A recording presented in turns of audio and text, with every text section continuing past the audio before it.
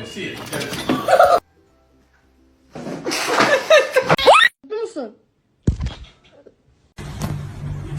I cannot hold it in anymore. I just wanna...